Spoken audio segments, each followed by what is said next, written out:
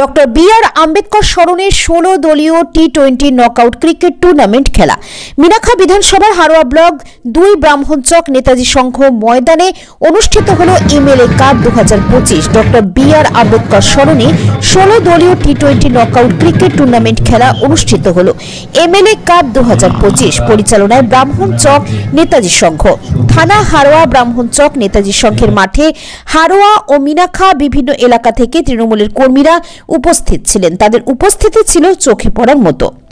উপস্থিত ছিলেন মিনাখা বিধানসভার বিধায়িকা উষারানী মণ্ডল, প্রধান উদ্যোক্তা মিনাখা বিধানসভার চেয়ারম্যান মৃত্যুঞ্জয় মণ্ডল, বসিরহাট উত্তর বিধানসভার বিধায়ক রফিকুল ইসলাম, হিঙ্গলগঞ্জ বিধানসভার বিধায়ক দেবেশ মণ্ডল, মিনাখা ব্লক 1 সভাপতি আয়ুব হোসেন গাজী, মিনাখা ব্লক 2 সভাপতি তাজউদ্দিন মোল্লা, হারোয়া ব্লক 2 নবনির্বাচিত সভাপতি সিরাজুল ইসলাম, মিনাখা পঞ্চায়েত সমিতির সভাপতি সাইফুদ্দিন মোল্লা, মিনাখা পঞ্চায়েত সমিতির সহ সভাপতি অমরেশ গাইন, মিনাখা পঞ্চায়েত সমিতির পূর্ত পরিবহনের কর্মাধ্যক্ষ মাসুদ আলী মোল্লা, যুব সভাপতি অতনী সর্দার সহ সকল তৃণমূলের কংগ্রেসের কর্মীরা।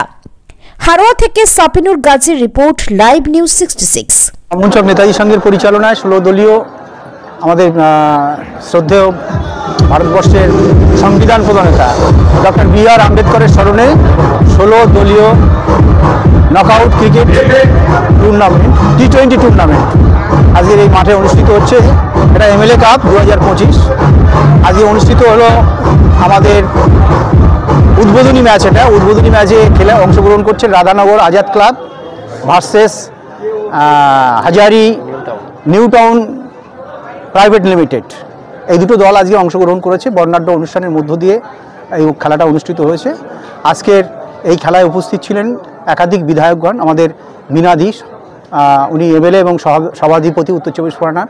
উপস্থিত ছিলেন রফিকার সাহেব, বসিরহাট উত্তরের বিধায়ক, বসিরহাট হিঙ্গলগঞ্জের বিধায়ক দেবেশ মণ্ডল এবং বসিরহাট রফিকুল সাহেব ছিলেন, এবং 3 জন ব্লক সভাপতি আমাদের মিনাখা বিধানসভার। এক হচ্ছে আয়ুব হোসেন গাজী, মিনাখা 2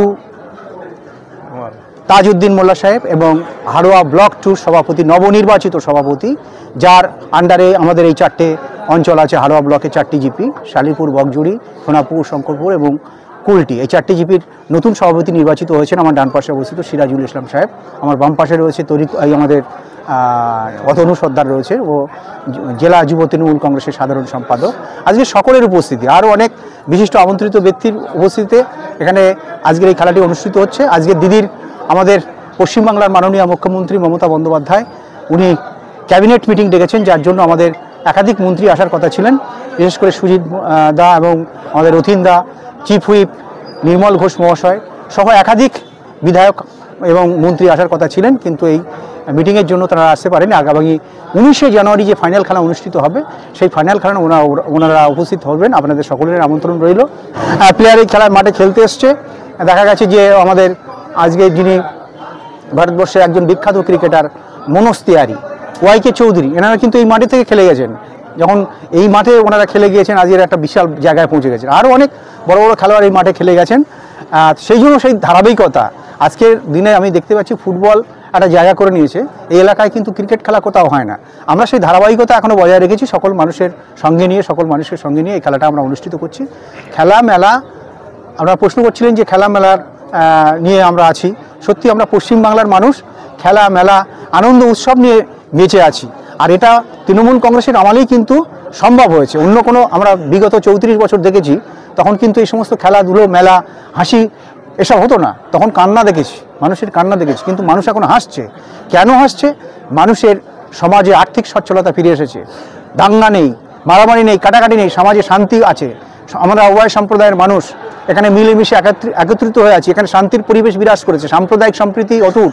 আমরা উভয় সম্প্রদায়ের মানুষ একদম শান্তিপ্রিয়ভাবে এখানে আছি, যার জন্যই কিন্তু এইগুলো সম্ভব হচ্ছে। খেলাধুলো, মেলা, উৎসব, আনন্দ খুব সাড়ম্বরে আমরা করতে পারছি। আজকের ব্রাহ্মণচক মাঠে দেখতে পাচ্ছেন আপনারা কত মানুষের উপস্থিতি। যে মানুষের উপস্থিতি